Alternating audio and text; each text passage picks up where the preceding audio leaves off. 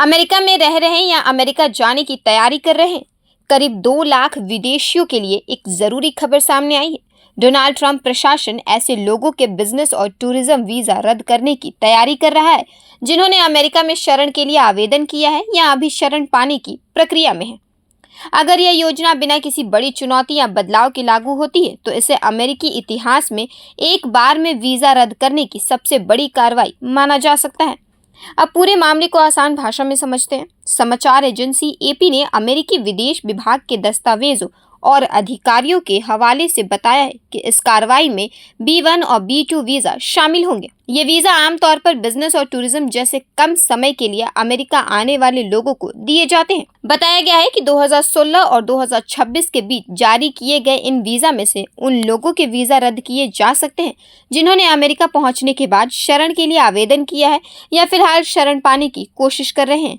अमेरिकी विदेश विभाग के प्रवक्ता टॉमी पिगॉट ने कहा है कि विदेश विभाग होमलैंड सिक्योरिटी विभाग के साथ मिलकर ऐसे विदेशियों की पहचान कर रहा है। प्रशासन का कहना है कि कुछ लोग अमेरिका में कम समय के लिए आने वाले विजिटर के तौर पर पहुंचे, लेकिन बाद में उन्होंने यहाँ लंबे समय तक रहने के लिए शरण की अर्जी दाखिल कर दी। ऐसे मामलों में उनके नॉन इमिग्रेंट वीजा को रद्द किया जा रहा है। हालांकि सरकार ने अभी यह साफ नहीं किया है कि आखिर कितने वीजा रद्द किए जाएंगे। टॉमी पिगॉट के मुताबिक यह प्रक्रिया लगातार चलती रहेगी, इसलिए वीजा रद्द किए जाने की संख्या भी बदल सकती है। लेकिन यहाँ एक जरूरी बात समझना बहुत जरूरी है। वीजा रद्द होने का मतलब यह नहीं है कि व्यक्ति को तुरंत अमेरिका से बाहर निकाल दिया जाएगा। जिन लोगों के शरण से जुड़े मामले अभी लंबित हैं, वे अपने शरण के दावे पर आगे की प्रक्रिया जारी रख सकते हैं, लेकिन उनका बिजनेस या टूरिज्म विजिटर वाला वीजा स्टेटस खत्म हो जाएगा। यानी मामला सिर्फ वीजा रद्द होने तक सीमित है। इसका मतलब यह नहीं कि हर व्यक्ति को उसी समय अमेरिका छोड़ने का आदेश मिल जाएगा। दरअसल यह कार्रवाई ट्रंप प्रशासन की उस बड़ी नीति का हिस्सा मानी जा रही है जिसके तहत अमेरिका में वीजा और इमिग्रेशन नियमों को और सख्त किया जा रहा है। ट्रंप के दूसरे कार्यकाल की शुरुआत के बाद से प्रशासन लगातार इमिग्रेशन सिस्टम में बदलाव और नियमों को कड़ा करने पर जोर दे रहा है।